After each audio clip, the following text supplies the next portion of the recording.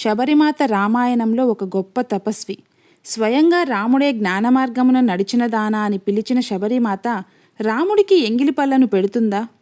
తన శరీరాన్ని ఒక బట్టలా విడిచి వెళ్ళగలిగిన శబరిమాత రాముడికి ఎంగిలి పళ్ళను ఎలా ఇస్తుంది? మరి సినిమాల్లో చూపించేది నిజమేనా? తెలుసుకోవాలంటే వాల్మీకి రామాయణంలో శబరిమాత శ్రీరామచంద్ర ప్రభువు మధ్య జరిగిన సంభాషణ సంఘటనలు తెలుసుకోవాలి. శ్రీరామచంద్ర ప్రభువు సీతమ్మ జాడ కోసం వెతుక్కుంటూ శబరిమాత ఉన్న ఆశ్రమాన్ని చేరుకున్నాడు. అది మతంగ మహర్షి ఉన్న ఆశ్రమం. శబరిమాత రాముణ్ణి చూసి బయటకు వచ్చింది. రామలక్ష్మణులను చూసి సంతోషించినదై వారికి ఆర్ఘ్యము, పాద్యము, ఆతిథ్యము ఇవ్వవలసినటువంటి తదితర సంభారాలను చేకూర్చింది.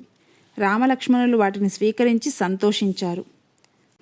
శ్రీరాముడు శబరిమాతను చూసి, శబరి, నీవు నియమంగా జీవితం గడపగలుగుతున్నావా? ఆహారం నియమంగా తీసుకోగలుగుతున్నావా? తపస్సు చేయగలుగుతున్నావా? నీ గురువుల యొక్క అనుగ్రహాన్ని నిలబెట్టుకోగలుగుతున్నావా? నీ గురువుల యొక్క శుశ్రూష చేసి వారి వలన పొందవలసినటువంటి ఫలితాన్ని పొందగలుగుతున్నావా అని అడిగాడు. ఆవిడ ఎంతో సంతోషించి, రామా, ఏనాడు నీ దర్శనం చేశానో, ఏనాడు నిన్ను చూశానో ఆనాడే నా తపస్సు సిద్ధించిందయ్యా. నేను కూడా మా గురువులు మతంగ మహర్షి యొక్క శిష్యులతో పాటు తపస్సు చేశాను. మా గురువులకి శుశ్రూష చేశాను. రామా, నీవు చిత్రకూట పర్వతం మీద ఉండగా మా గురువులందరూ దివ్యమైన విమానాలెక్కి ఉత్తమ లోకాలకు వెళ్ళిపోయారు. అప్పుడు మా గురువుగారు చెప్పారు, మహానుభావుడైనటువంటి రామచంద్రమూర్తి ఈ ఆశ్రమానికి వస్తారు. ఆతిథ్యం ఇచ్చిన తరువాత నువ్వు కూడా మేమున్నటువంటి ప్రదేశానికి వద్దు అని చెప్పి వెళ్ళారు.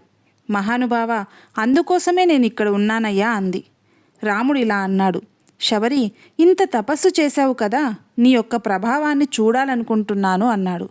శబరిమాత రాముని తన ఆశ్రమంలోకి తీసుకెళ్ళి తన గురువుల గురించి చెప్పింది.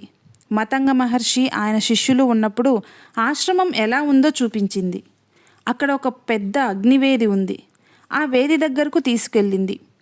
రామా, ఈ వేది దగ్గరే మా గురువులు అగ్నిహోత్రం చేసేవారు. వారి చేతులు వణికిపోతుండేవి. అంత వృద్ధులైపోయారు. ఆ వణికిపోతున్న చేతులతోనే పువ్వులు తీసి వేది మీద పెట్టేవారు. రామా, ఒకసారి ఆ వేది మీద ఉన్న పూలను చూడు, వాడిపోలేదు, అలాగే ఉన్నాయి. ఆనాడు వారు ఇక్కడ అగ్నికార్యం చేసి దివ్యలోకాలకు వెళ్ళారు. ఆ అగ్నివేదిలో నుండి వచ్చేటువంటి కాంతి దశ దిశలకు వ్యాపించి ఉంది.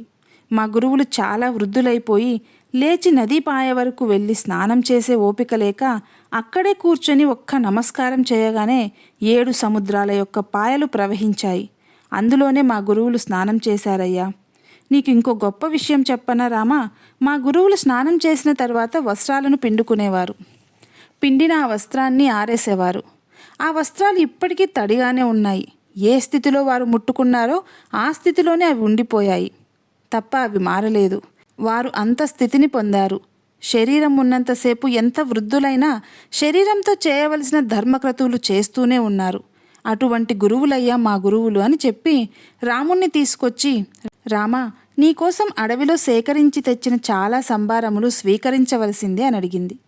రామాయణం గురించి చెప్తూ ఒక మాట అంటుంటారు, శబరి ఏదో పళ్ళు తెచ్చింది, కొరికింది, ఆ ఎంగిలి పళ్ళలో ఈ పండు బాగుంది అని రాముడి చేతిలో పెట్టింది.